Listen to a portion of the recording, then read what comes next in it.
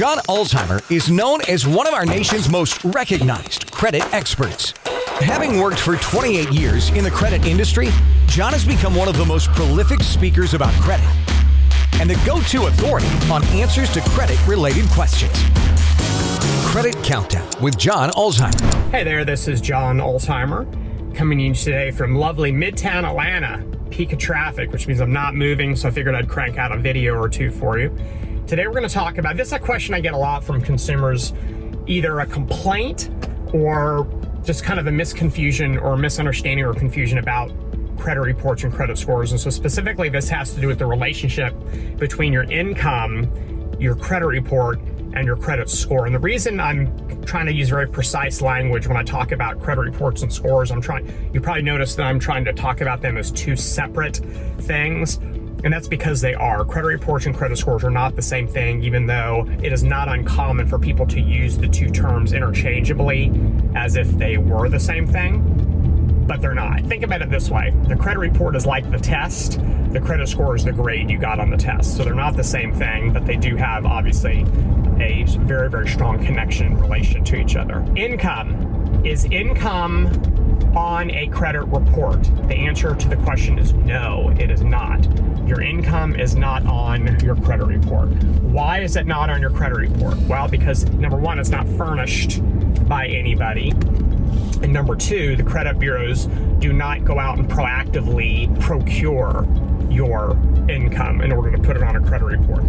Income was on a credit report at one point in time. In fact, when I worked for Equifax many decades ago, income was on a credit report, but it was also in the process of being removed from credit reports. So it had already run its course even back in the early 90s, and it was being systemically removed from credit reports. And here's why. It's not a valid statistic, or it's not a valid piece of information. You could tell me how much you made last year, because you probably have your tax forms that indicate how much you made.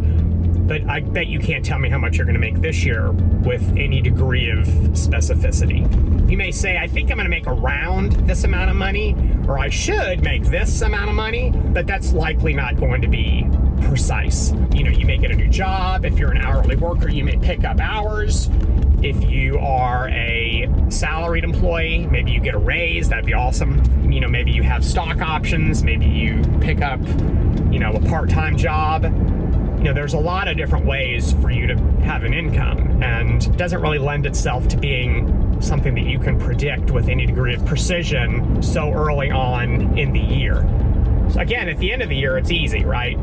But not in the middle of or in the beginning of the year. So because of that, it doesn't really make sense to stick that on a credit report, because it would become outdated and inaccurate almost immediately. So you don't want inaccurate information on credit reports. Plus, it's easy for a lender to just ask for pay stubs and whatnot and tax returns, and they can get an understanding of your income that way. So now let's dovetail into the credit scores. So because income is not on a credit report, it cannot be considered in a credit score. And here's why. Credit scores only consider information that's on a credit report. That's why they are called credit scores, right?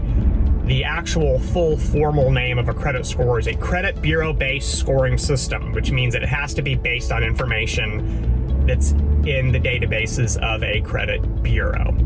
And income, obviously, because it's not in the databases of the credit bureaus, it's not on a credit report, and therefore it does not influence a credit score. So is that a good thing or is that a bad thing? Why? Well, it's a fantastic thing, because income is not predictive of credit risk. Just because you have a high income doesn't mean that you're going to pay your bills on time. And just because you have a low income doesn't mean that you're going to miss your payments. There's not a correlation there. The reason lenders consider your income is because it's a capacity metric. In other words, do you have the ability to make a payment? In other words, do you have enough money at the end of the month to write a check or whatever your method of payment is to take on a new debt? So that is absolutely the reason why income is considered by lenders, is because it indicates whether or not you have the capability of making a payment, not whether or not you are going to make a payment. So it's the difference between credit worthiness and capacity. And so that's why lenders will ask for your income. They don't use it to determine the likelihood of you making a payment. They'd use it to determine the likelihood of you having the ability to make a payment. That's obviously not the same thing. Look, if income was used and it was influential in a credit score, then professional athletes and doctors and rich people would have perfect credit scores, and people who work hourly jobs and, teenagers who work part-time in the summer would all have the lowest credit scores, which is obviously would be horribly inaccurate, because that assumes that all rich people pay their bills on time. They don't, and all poor people don't pay their bills on time, which is also not true.